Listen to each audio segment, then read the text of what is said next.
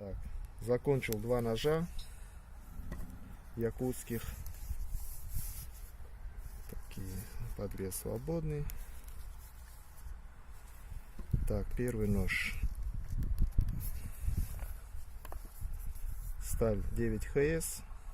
Длина клинка. Ты вредный какой. 127 миллиметров, ширина 23 миллиметра.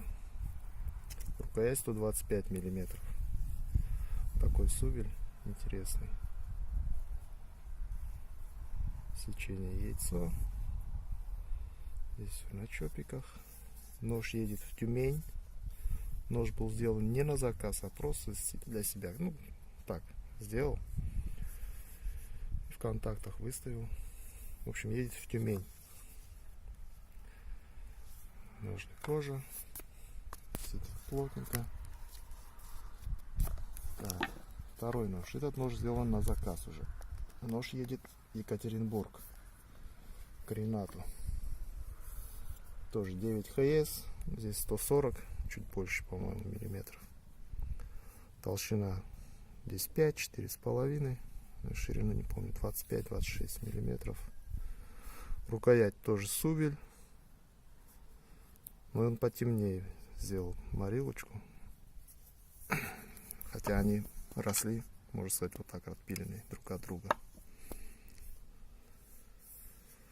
Да, ножны такие же, кожа, все, деревянный вкладыш, свободный подвес, ножи заточены, готовы к работе.